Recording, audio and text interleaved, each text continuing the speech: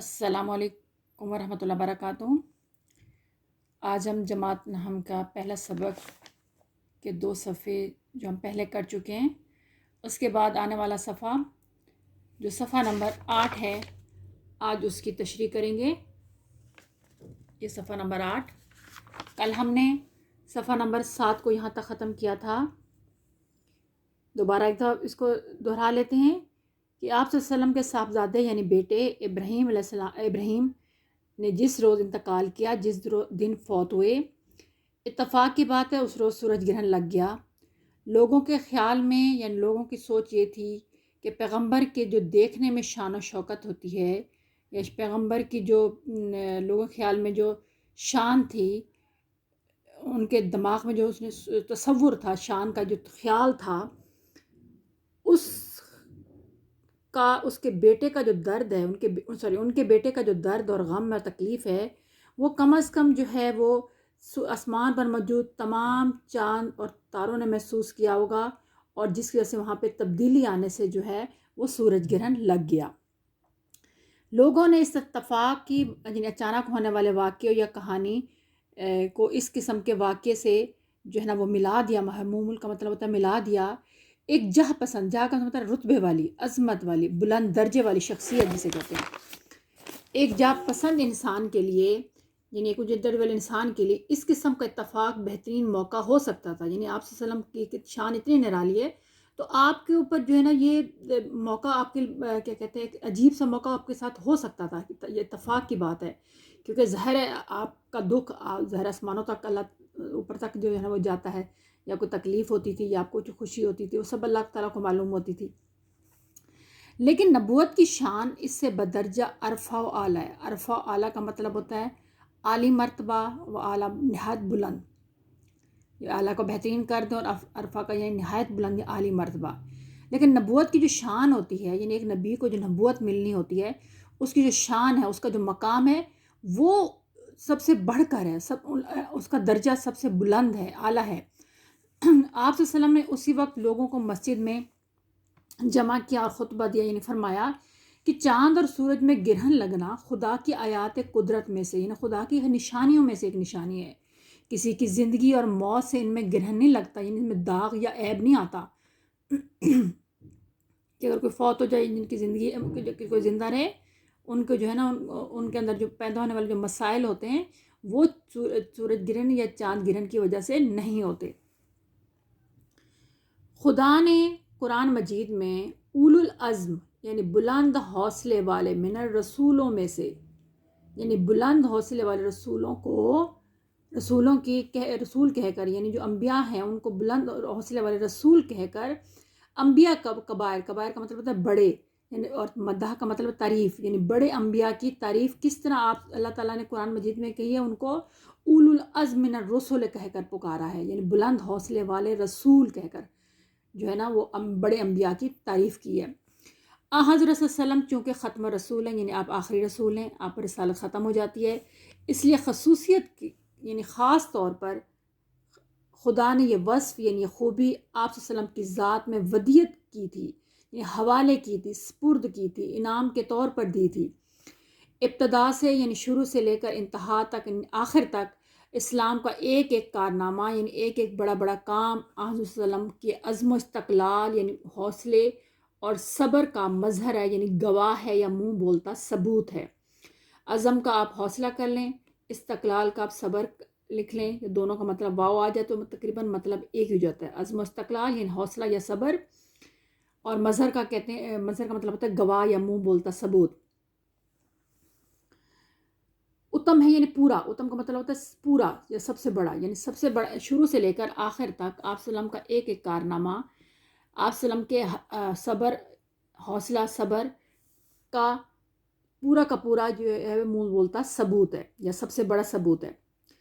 عرب کے کفرستان یعنی جیسے پاکستان میں پاکستانی قوم رہتی ہے، تو کفرستان جہاں پہ کافر زیادہ رہتے ہیں تو اس ملک کو ہم کفرستان کہیں گے، کہ عرب کے کفرستان یا عرب کے علاقے جہاں پہ بہت زیادہ کافر رہتے تھے، ان میں سے ایک شخص تنہا کھڑا ہوتا ہے، یعنی اکیلا کھڑا ہوتا ہے، یہ آپ صلی اللہ علیہ وسلم کی بات ہو رہی ہے، بے یار و مددگار، ان کی مدد کرنے والا بھی کوئی نہیں ہوتا، دعوت حق کی صدائے بلند کرتا ہے، یعنی لوگوں کو حق کی دعوت دیتا ہے، لوگوں کو اسلام کی دعوت دیتا ہے، لوگوں کو سچی باتوں کی طرف بلاتا ہے۔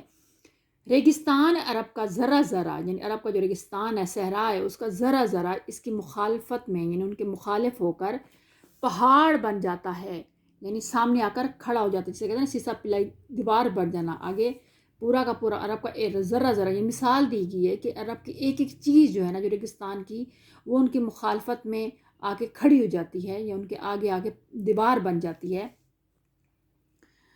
لیکن وقار نبوت، نبوت کی یہ شان ہے، اور عزم ربانی، اور اللہ کے حکم سے، نبوت کی شان کی وجہ سے اور اللہ کے حکم سے ٹھوکر کھا کر پیچھے ہٹ جاتا ہے، یعنی وہ سارا کا سارا جو مخالفت ہوتی ہے وہ کیا کہتے ہیں، منہ کی کھا کر پیچھے ہٹ جاتے ہیں، یا وہ ہار جاتے ہیں، یا مقابلہ نہیں کر سکتے آپ صلی اللہ علیہ وسلم کا۔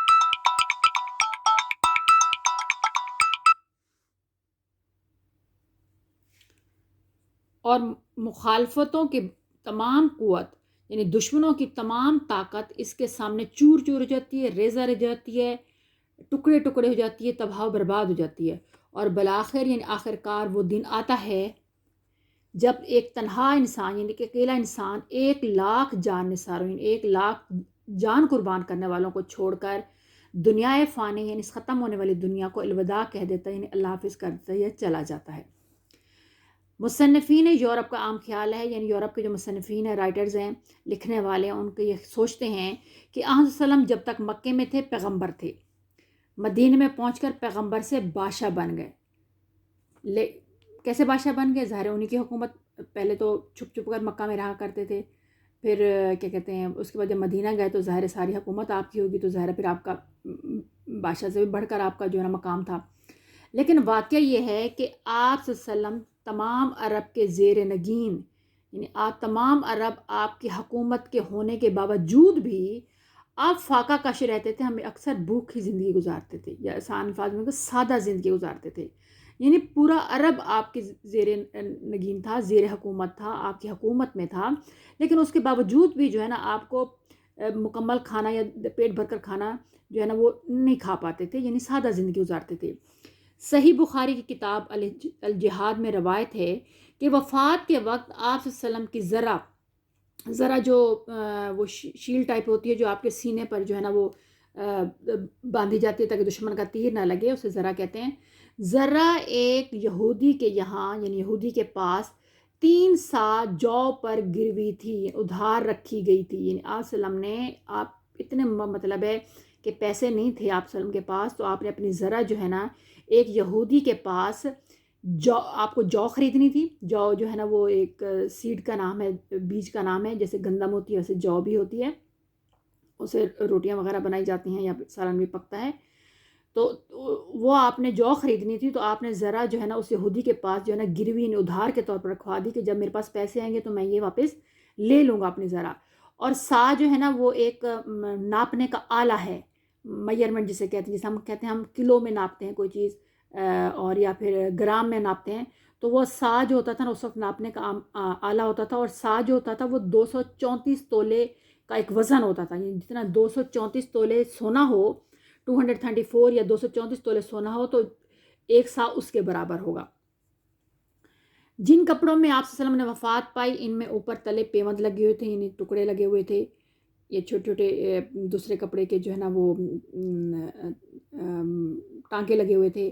یہ وہ زمانہ تھا جب حدود شام سے لے کر، یعنی شام کی حدوں سے لے کر عدن تک فتح ہو چکا تھا، یعنی وقت تھا جب تمام جو ہے نا وہ شام سے لے کر عدن تک آپ کی حکومت تھی، اور مدینے کی سرزمین، جو مدینے کی زمین تھی، میں زر وسیم کا سیلاب آ چکا تھا، یعنی سونا اگلنے لگی تھی۔ زر کہتے ہیں سونا وسیم، مطلب زر وسیم کا مطلب ہوتا ہے سونا کا سیلاب آ چکا تھا، یعنی سونا اگلنے لگی تھی، یعنی ہر طرف ہریالی ہریالی تھی، پیداوار ہو رہی تھی، یا خزانے نکل رہے تھے پیداوار کے۔ انسان کے ذخیرہ اخلاق میں، یعنی انسان کے پاس بہت کچھ اخلاق، انسان کا جو انسان پہچانا جاتا ہے، آپ صلی اللہ علیہ وسلم کا ارشاد ہے نا کہ تم میں سب سے اچھا وہ ہے جس کے اخلاق اچھے ہوں، یعنی بات چیت کا انداز، آپ کے رہنے سہنے کا انداز، یہ ساری آپ کی چیزیں اخلاق میں آتی ہیں، کردار جسے کہتے ہیں آپ کا کریکٹر۔ تو انسان کے ذخیرہ کہتے ہیں جمع شدہ، یعنی آپ کے اخلاق کے جب بہت سے اخلاقوں میں سے سب سے کامیاب یا آپ کے اخلاق کا جو خزانہ ہے یہ جمع شدہ آپ کے اخلاق ہیں، اس میں سب سے زیادہ کامیاب اور نادر، دونوں کا مطلب قیمتی ہوتا ہے۔ کامیاب کا مطلب بھی قیمتی، نادر کا مطلب قیمتی، یعنی قیمتی چیز میں جو چیز تھی آپ صلی اللہ علیہ وسلم کے اچھے اخلاق میں سے جو سب سے قیمتی چیز یا بہترین چیز یا اعلیٰ اخلاق کی جو چیز تھی وہ تھی دشمنوں پر رحم کرنا اور ان سے عفو درگزر ہے، یعنی ان کو معاف کر دینا ہے۔ یعنی آپ کے ہر اخلاق آپ کا جو ہے نا وہ بہترین نمونہ ہے، لیکن آپ کا سب سے قیمتی اخلاق کا ایک حصہ کیا تھا کہ آپ دشمنوں پر رحم کرتے تھے اور ان کو معاف کر دیتے تھے۔ لیکن حامل وحی نبوت کی ذات اقدس میں، یعنی وحی کو بھی آپ صلی اللہ علیہ وسلم کو آتی تھی، نبوت آپ صلی اللہ علیہ وسلم کے پاس تھی، حامل کا مطلب رکھتے ہوئے، یعنی آپ وحی بھی رکھتے تھے، نبوت بھی رکھتے تھے، یعنی ذات اقدس یعنی آپ کی پاک ذات جو وحی اور نبوت رکھتی تھی میں یہ جنس، یعنی جنس کا مطلب ہوتا ہے یہ چیز، جنڈر کو بھی بولتے ہیں جنس، یعنی یہ مذکر ہے یا مؤنث ہے، لیکن یہاں جنس کا مطلب ہوتا ہے جیسے اجناس اس کی جمع ہوتی ہے، یعنی میرے پاس اس کپڑے کی دو جنسیں ہیں، اس گندم کی دو جنسیں ہیں، یعنی چیز مختلف چیزیں ہونا۔ تو آپ صلی اللہ علیہ وسلم کی نبوت بھی آپ کے پاس تھی، وحی بھی آپ سے آپ پاک ذات میں تھی، تو یہ چیز فرما تھی، یعنی بہت زیادہ تھی۔ کون سی چیز؟ کہ دشمنوں پر رحم کرنا اور ان کو معاف کرنا آپ میں بہت زیادہ تھا، یہ جمع شدہ تھا، یہ خزانہ حد سے زیادہ تھا۔ دشمن سے انتقام لینا انسان کا قانونی ویسے فرض ہوتا ہے، یعنی انسان ہمارا فرض ہے کہ اگر ہم ہمارے ساتھ کوئی برا کرے تو ہم اس کے ساتھ اتنا ہی برا سلوک کریں، لیکن اس سے بڑھ کر نہیں۔ لیکن اخلاق کے دائرہ شریعت میں، یعنی آپ کا جو اسلام کا ہے، جو آپ کا مذہب کہتا ہے کہ اس میں جو آپ کا اخلاق آتا ہے، اس میں آ کر انسان جب آتا ہے کہ میں اسلام قبول کیا ہوا ہے تو میرا اخلاق کتنا ہے، یعنی میرا بلند اخلاق ہے کہ میں یہ فرضیت مکروہ تحریمی بن جاتی ہے، یعنی ناجائز ہو جاتی ہے۔ یعنی ایک مسلمان کی حیثیت سے آپ کا فرض بنتا ہے کہ آپ لوگوں کی غلطیوں کو معاف کر دیں، ان کو درگزر کریں، ان پر رحم کریں اپنے دشمنوں پر، ٹھیک ہے۔ تو پھر یہاں یہ کہا گیا ہے کہ ویسے دشمن آپ کا حق تو بنتا ہے کہ آپ انتقام لے سکتے ہیں، لیکن اخلاق کا، اسلام میں اخلاق کا سب سے اونچا درجہ یہ ہے کہ آپ دشمن سے بدلہ لینا جو ہے نا وہ بالکل ناجائز بن جاتا ہے، یعنی حرام کے طور طریقے اس میں قریب ہو جاتا ہے۔ تمام روایتیں اس بات پر متفق ہیں، یعنی یہ ثابت کرتی ہیں کہ آپ صلی اللہ علیہ وسلم نے کبھی کسی سے انتقام یعنی بدلہ نہیں لیا۔ اس کے بعد آتا ہے شبلی نعمانی جو مصنف ہیں اس سبق کے، اس میں سے ایم سی کیوز کے انڈر لائن کر لیں آپ لوگ، اس کے نیچے نشان لگا لیں کہ کون کون سے آپ کے ایم سی کیوز بن سکتے ہیں۔ سب سے پہلے اس میں 1857 جو ہے نا ان کی پیدائش، تاریخ پیدائش آپ کہا جا سکتا ہے، اس کو تاریخ پیدائش بھی کہتے ہیں، اس کو تاریخ ولادت بھی کہتے ہیں، اور 1914 میں ان کی وفات ہوئی۔ میں لائن لگاتی جاتی ہوں، آپ ان کے نیچے لائن لگاتے ہیں، یہ آپ کے ایم سی کیو میں آ سکتے ہیں۔ اعظم گڑھ جو ہے نا وہ آ سکتا ہے، کہاں پیدا ہوئے؟ ضلع اعظم گڑھ میں۔ نوائی قصبہ یعنی گاؤں، نوائی کہتے ہیں یعنی ساتھ والا، اس کا جو قریبی قصبہ یعنی گاؤں ہوتا ہے، چھوٹا گاؤں سے چھوٹا قصبہ ہوتا ہے، اس کا نام کہتا ہے کہ بندول تھا، بندول، اس میں پیدا ہوئے۔ والد کا نام شیخ حبیب اللہ، کیا کرتے تھے؟ وکالت کرتے تھے، انڈر لائن۔ مولوی محمد فاروق چریا کوٹی سے عربی اور فارسی سیکھی، کس سے فارسی سیکھی؟ محمد فاروق چریا کوٹی سے۔ کیا سیکھی؟ عربی اور فارسی، یہ تین ہو جائیں گے آپ کے اس میں۔ مولانا ارشاد حسین سے حدیث اور فقہ کتابیں سیکھیں۔ مولانا ارشاد سے کیا سیکھا؟ حدیث اور فقہ، یا حدیث اور فقہ کس سے سیکھی؟ مولانا ارشاد سے۔ مولانا احمد علی بھی ان کے اساتذہ میں شامل تھے، یہ بھی آ سکتا ہے کہ ایک تیسرے استاد کون تھے، تین اساتذہ کے نام لکھیں۔ جدید مغربی تنقید کے اصول اور فرانسیسی زبان پروفیسر تھامس آرنلڈ سے سیکھی، یعنی مغرب کے جو تنقید کے اصول ہیں، یعنی ریویو جسے کہتے ہیں نا، ریویو دینا، کسی بات کو پڑھ کے اس کے اوپر اپنے کامنٹس کہنا، اسے کہتے ہیں تنقید یا ریویو کہتے ہیں۔ اس کے جو اصول اور فرانسیسی زبان جو ہے نا، فرانسیسی زبان کو انڈر کریں، وہ کس سے سیکھی؟ پروفیسر تھامس آرنلڈ سے سیکھی۔ شبلی نے وکالت کا امتحان پاس کیا، کون سا امتحان پاس کیا تھا؟ وکالت کا۔ پھر 1882 میں علی گڑھ مسلم یونیورسٹی میں کس کے استاد مقرر ہوئے؟ فارسی میں۔ کہاں مقرر ہوئے؟ علی گڑھ یونیورسٹی میں۔ کب مقرر ہوئے؟ 1882 میں۔ اور ان کے پکے دوست کون تھے؟ سر سید احمد خان تھے۔ اگرچہ ان کے درمیان اختلاف رہا، یعنی آپس میں کوئی نہ کوئی مسئلہ ان کا ضرور رہا تھا، لیکن پھر بھی دوست تھے۔ 1898 میں علی گڑھ سے استعفیٰ دے دیا، یعنی چھوڑ دیا، اور پھر حیدرآباد دکن میں کچھ سال جو ہے نا وہ پڑھاتے رہے، تدریسی خدمات یعنی پڑھاتے رہے۔ سر سید کی وفات کے بعد یعنی وفات کے بعد دارالعلوم ندوہ کے ناظم رہے۔ کب رہے، کس کے ناظم رہے تھے؟ دارالعلوم ندوہ کے۔ اور پھر 1913 میں کیا کیا تھا؟ 1913 میں اعظم گڑھ میں آ کر کیا قائم کیا؟ دارالمصنفین۔ کہاں قائم کیا؟ اعظم گڑھ میں۔ اور انگریزی حکومت ان کو کس چیز کا خطاب دیا تھا؟ شمس العلماء کا۔ ان کی مشہور تصنیفات میں یہ سب انڈر لائن کریں، کم از کم 4 یاد کر لیں، باقی ذہن نشین رکھیں، کیونکہ بعض کو آ جاتا ہے کہ کم از کم 3 کتابوں کے نام لکھیں اس مصنف کے، یا پھر MCQs آ سکتا ہے کہ الفروق کس کی کتاب ہے، المامون کس کی کتاب ہے، شیر العجم کس کی کتاب ہے، اس لیے آپ کو سب تقریباً کتابوں کے نام یاد ہونے چاہیے۔ اس کے بعد ہے ان کا سب سے سیرت النبی جو ہے نا ان کا سب سے اہم کارنامہ ہے، جو یہ والے سبق بھی میرا خیال ہے سیرت النبی سے لیا گیا۔ یہاں پہ اس دفعہ انہوں نے لکھا، لیکن پچھلی کتاب میں انہوں نے لکھا ہوتا آخر میں کہ یہ سبق کون سی کتاب سے لیا گیا، وہ ہے سیرت النبی سے لیا گیا ہے، جسے ان کی وفات کے بعد ان کے شاگرد مولانا سلیمان ندوی نے مکمل کیا۔ کس نے مکمل کیا تھا؟ ان کے شاگرد سلیمان ندوی۔ شبلی کی نثر سادہ، رواں اور منطقی ہے، یعنی دلیلوں پر ہے، یعنی اس میں ریزنز ہیں کہ یہ کیوں لکھی گئی ہے، یا جو انہوں نے لکھا ہے اس کی وجوہات لازمی ہیں، کوئی نہ کوئی اس کا پس منظر جسے کہتے ہیں وہ ہوتا ہے۔ تو یہ آپ کا کوشچن آ سکتا ہے کہ شبلی کا اسلوب نگارش کیسا ہے، لکھنے کا انداز کیسا ہے، تو وہ اس کا سوال کا جواب یہاں سے لے کر ہوگا۔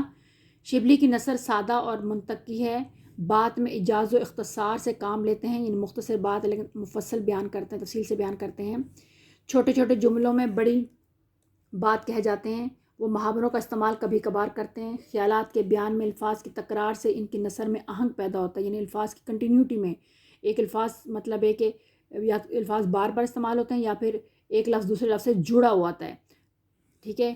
ان کی تحریروں میں طنز کا عنصر بھی پایا جاتا ہے، لیکن یہ تو طنز کا نہیں ہے کیونکہ یہ سیرت نبوی ہے، اس لیے کسی اور سبق میں اس کا طنز کا ذکر جو ہے نا وہ ہوگا۔ تو ان 3-4 جملوں میں سے آپ اسلوب نگارش جو ہے نا وہ پھر یہ والا جملہ لکھیں گے، یہ والا جملہ، یہ والا جملہ،